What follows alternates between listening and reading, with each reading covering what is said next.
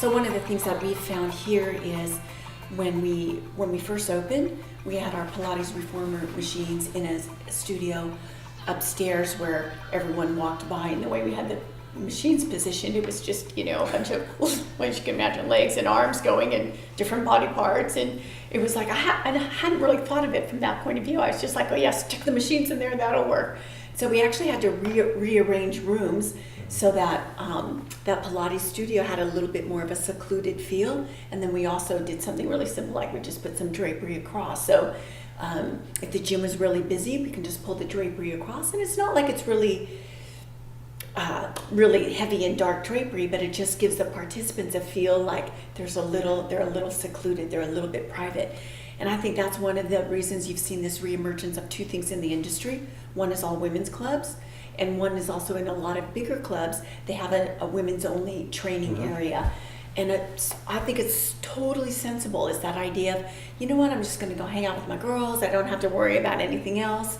And it just really tends to give people a little bit of softening of that anxiety, I think. And then when that anxiety is down, you can start to focus in on the way your body feels when it's doing things. And I think that's I think that's one of the big draws to yoga.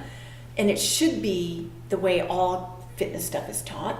But I think yoga has much more traditionally been taught from the point of view of focus in on the way your body feels when you're doing this posture. It's not what it looks like.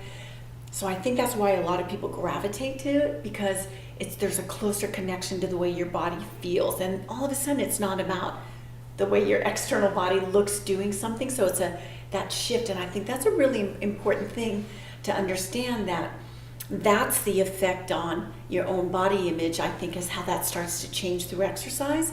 When you start to really get into like, gosh, wow, this is cool. I can get it. I can sense when my body is going a little too hard. I can sense when I need to push a little harder. And I think that is when you start to see the positive effect of exercise, not just physical, but how it starts to reshape somebody's self-image. And I think that's where we'd like everyone to go. Yeah, and I think that's a good point. Over time, what you do in the physical domain can have an impact, a positive influence on your overall general sense of self.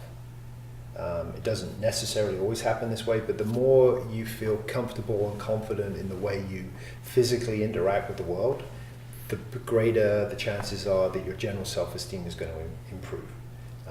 So I think that's also a huge added benefit to being able to sustain this over time. You just feel more confident about who you are, what you're all about, you're more connected to your values, you're more connected to what you're aspiring to be, and then that manifests itself in the way you interact with the world. It does, right? So people will tell me that right away, like, seriously, Beth, I haven't lost any weight, but I can tell the difference. I feel more energetic, I feel more confident, and I love that. I think that's, and I think, we have an interesting relationship with our body, and I think in particular women, because there's been such a social stigma put on us about, or we put on ourselves, or however you want to argue it, about the external part of our body. So you can't separate it. It's like, I don't want to tell people, don't worry about the external part of your body, because that would be ridiculous. I mean, we only have this one body in which to live our life. Right. So I think it helps to create that. It's kind of like you have to make friends with your body if you want to live a happy life, right? So you want to treat it well, but you also want to respect it and be grateful for what it does, and regardless of what it looks like while it's doing it. You're really touching on the whole mind-body interaction. They are connected. Indeed, right? It's like oftentimes we have a dualistic way of looking at it. Like somehow they're operating in isolation, but they are completely connected. And what we feel, what happens physiologically affects what we think, and vice versa. So the more they can be connected in a positive way, the better.